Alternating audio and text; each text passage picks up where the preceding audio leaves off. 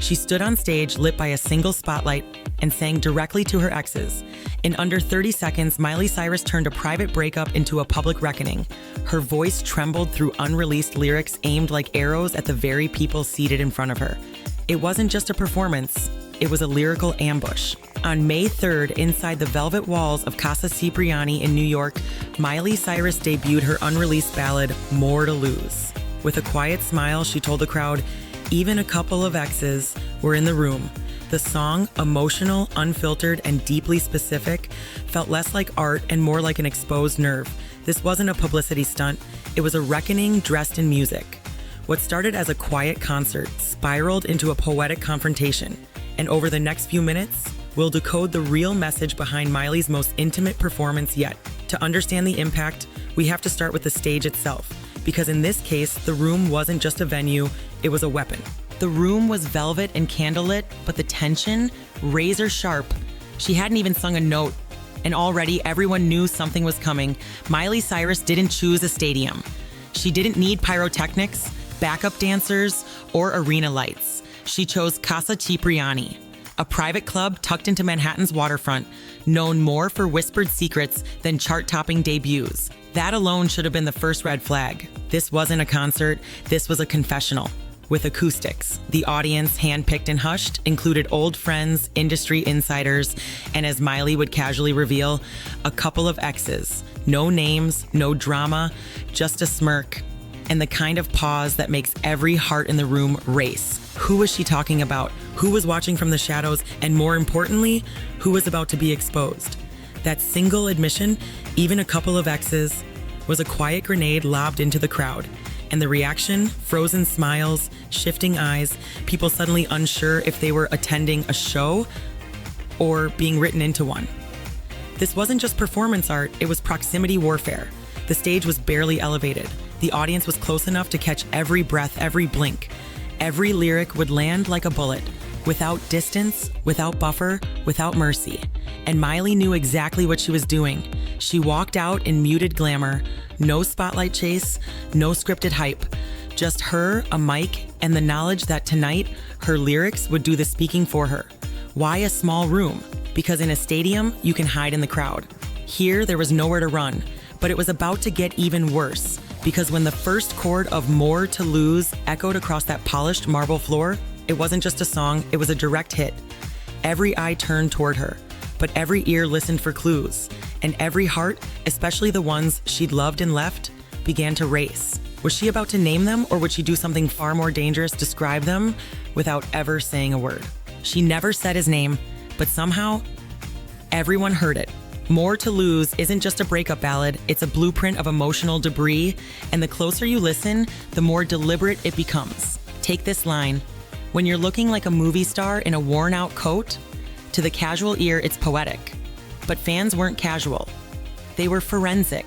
They flooded Reddit, X, TikTok, comparing photos, timelines, award night outfits. Liam Hemsworth wore a vintage trench to the Vanity Fair Oscars party in 2019, days after their split was confirmed. Coincidence?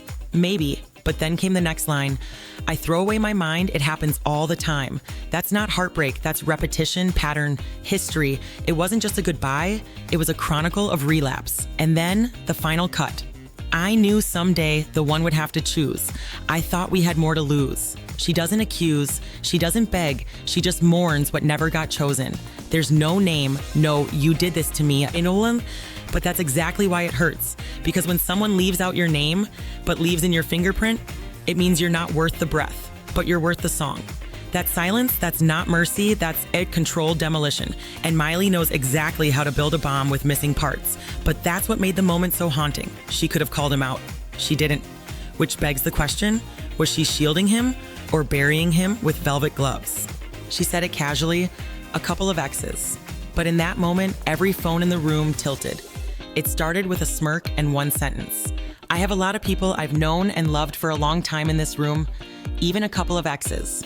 That's when the phones came out, not to film the performance, but to film the crowd. Because in a space like Casa Cipriani, there are no nosebleeds, no barricades, just faces. Visible, vulnerable, frozen. Fans who scored invites or had connections began uploading shaky clips within minutes.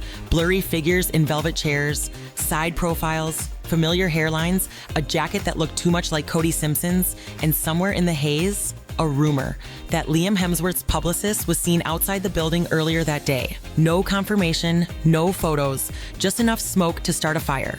One TikTok racked up 2.3 million views by drawing red circles around shadows in the third row, speculating it might be Liam himself. Another user stitched concert footage with paparazzi timelines, proving Liam was in New York that week, but not confirming if he was in that room. It didn't matter, because the mystery was the story. Suddenly, Miley's performance wasn't just a concert, it was a spectator sport, a live-action guessing game, a whodunit in reverse. Not who did it, but who was it for? And whether Liam was there or not, everyone watching felt like they were. Because Miley made them feel seen by refusing to say who was watching. What's more powerful than calling out your ex? Letting them sit in silence while the world tries to figure out if they're even there. And if they weren't just audience, they were target practice. This wasn't the first time Miley cried in public, but it might be the most calculated. There's a pattern, not in the lyrics, in the timing. Miley Cyrus doesn't just write breakup songs, she drops them like letters, postmarked with revenge. In 2013, she released Wrecking Ball just weeks after her engagement to Liam Hemsworth ended. The video, raw, nearly nude, crying into the lens. It wasn't just a music video, it was a viral autopsy, and it worked. Millions watched, everyone had an opinion, but beneath the memes, one truth rang out. She was hurting, and she made sure he knew it. Then came 2019, their brief marriage collapsed, and Slide Away landed days later. The opening lyric, once upon a time it was paradise. There were no names again, but there were dates, visual references, clues tucked into melodies like fingerprints on glass. Fast forward to now, More to Lose, an unreleased ballad performed for the first time in front of a couple of exes. No press junket, no teaser, just a sudden ambush at Casa Cipriani. Coincidence or continuity? Because every time Miley has been hurt, she doesn't vanish, she curates, she builds an altar from the ashes and performs on it. This isn't about closure, it's about narrative control. When she sings about heartbreak, she isn't asking to be understood. She's commanding the memory. And the more you look back, the clearer it becomes. Miley doesn't break down in private. She breaks down with lighting, acoustics, and a wireless mic. But here's what makes this time different. In the past, the songs came after the story ended. This time, the wounds might still be bleeding. She called it healing. But everything about this album looks like precision warfare. Miley Cyrus described her upcoming album, Something Beautiful, as a concept record meant to medicate a sick culture through music. But if More to Lose is the prescription, we need to ask, what exactly is she trying to cure? The album's aesthetic is cold, cinematic, inspired by Pink Floyd's The Wall, but reframed through the lens of female fragility, Weaponized.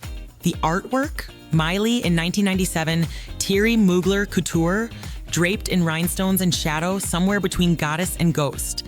It doesn't scream healing, it whispers vengeance. This isn't a diary, it's a courtroom, and each track feels like evidence. She's calling it visual because this time the performance won't end with the music. It will unfold across images, styling, atmosphere, galsado, a full spectrum emotional operation. And if More to Lose is track 1, what will track 13 look like? Let's not forget, she's executive producing the entire thing. Every lyric, every frame, every camera angle. Miley isn't just telling her side of the story. She's designing it.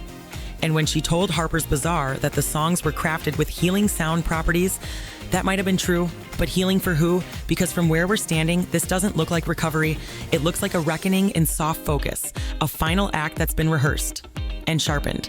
And if Liam or Cody or anyone else who left bruises in her timeline shows up in the next track, it won't be by name, it'll be by silhouette, by metaphor, by weapon-grade subtlety. This isn't an album drop, it's emotional architecture. And when the doors open on May 30th, you're not just hearing new music, you're entering a space she spent years building. For them, she performed. The internet exploded. And Liam Hemsworth? He vanished. As More to Lose spread across social media like emotional wildfire, one person stayed curiously, stubbornly quiet. Liam Hemsworth.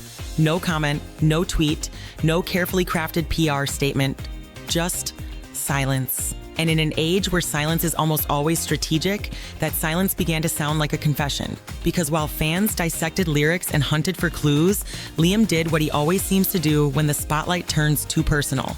He disappeared, and that disappearance has become a pattern of its own. After the breakup in 2013, during the Wrecking Ball storm, he offered one short quote to people and then ducked the press for months. In 2019, when Slide Away hit the airwaves days after their divorce went public, he posted a neutral "I wish her well" message, then left the country. Now, in 2025, faced with what many believe is Miley's most targeted emotional release to date, Liam has said nothing. But the internet, it has said plenty. Some fans call his silence graceful, others call it guilt. Still others call it calculated cowardice. Because when someone sings directly to you in front of the world and your response is to ghost the moment, people start asking, what is he hiding? And more importantly, why does he always vanish when Miley speaks? Is it protection, shame, or just the absence of a story he can no longer control? Because make no mistake, the more to lose moment belongs to her. The narrative, the mic, the pain, all hers. And the more she sings, the more his silence begins to feel deafening. In the world of celebrity, image is everything. But Liam's image right now isn't polished. It's blank. And maybe that's the point. Because when you're part of a story you can't rewrite, sometimes the safest move is to disappear from the pages entirely.